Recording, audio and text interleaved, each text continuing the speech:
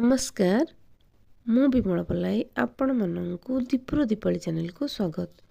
9 ଦିନ ପରେ ପ୍ରଭୁ ଜଗନ୍ନାଥ ଭାଇ ଭଉଣୀଙ୍କୁ ସାଙ୍ଗରେ ନେଇ ମା ଗୁଣ୍ଡିଚାଙ୍କ ମନ୍ଦିରରୁ ଶ୍ରୀମନ୍ଦିରକୁ ବାହୁଡ଼ୁଛନ୍ତି।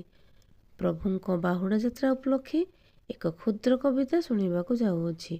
କବିତାଟିର ଶୀର୍ଷକ ଜଗା ଫେରୁଅଛି ଶ୍ରୀମନ୍ଦିରକୁ। 9 ଦିନ ପରେ ମାଉସୀ ମା ଘରୁ ଜଗା ଫେରୁଅଛି ଶ୍ରୀମନ୍ଦିରକୁ। ଭକ୍ତଙ୍କ ଗହଳି ପଡ଼ୁଛି ଉଛୁଳି, ଦେଖିବାକୁ ତିନି ଦାରୁଦିଅଁଙ୍କୁ। ଖାଲି ଖାଲି ଥିଲା ସାରା ଶ୍ରୀମନ୍ଦିର, ନଥିଲା ଭକ୍ତ ଗହଳି। ହୃଦୟ ନଥିଲେ କେ କାହିଁ ଖୋଜିବ, ଶରୀର ତ ଯିବ ମଉଳି। ଜଗା ପାଇଁ ସିନା ଭିଡ଼ ଶ୍ରୀମନ୍ଦିର, ଜଗା ବିନା କିଏ ପଚାରେ। 9 ଦିନ ଲାଗେ ନବଯୁଗ ପରି, ଭକ୍ତ ରହିଛନ୍ତି ଅପେକ୍ଷାରେ। ତୋ ମହିମା ଏକା ତୁ ହିଁ ଜାଣୁ ଜଗା, ଖାଉ ଭକ୍ତଙ୍କ ମାଡ଼।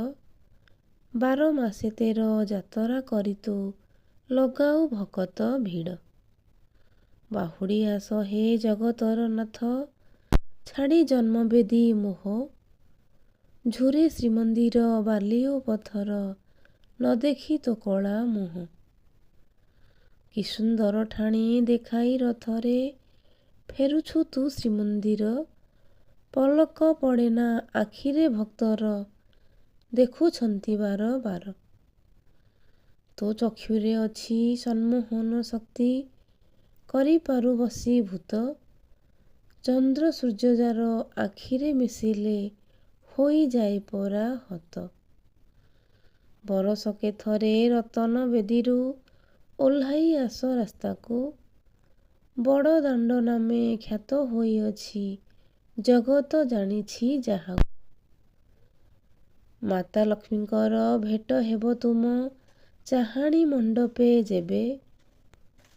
ଉଭାଇ ଯିବ ସେ ମାନ ଅଭିମାନ, ମନ୍ଦିରେ ପଶିବ ବେଗେ। ନନ୍ଦୀ ଘୋଷ ରଥ ଆସେ ପଛେ ପଛେ, ଆଗେ ଥାନ୍ତି ବଡ଼ ଭାଇ। ମଝିରେ ଭଉଣୀ ସୁଭଦ୍ରା ଥାନ୍ତି, ଆସ ଗହଳି ଲଗାଇ। ଯିଏ ଦେଖି ନାହିଁ ଏହି ଯାତ୍ରା କେବେ, ଜୀବନ ତା ନିରର୍ଥକ। ସଭିଙ୍କ ଉପରେ କୃପା ରଖିଥିବୁ, ଜନମ ହେବ ସାର୍ଥକ। ମା'ର ସ୍ନେହକୁ ସମ୍ମାନ ଦେଇଛି, ଆମ ଜଗତର ନାଥ। ସମାଜକୁ ବାର୍ତ୍ତା ଦେଇଛି ସତେ, ଜନ୍ମ ମାଟି ପବିତ୍ର।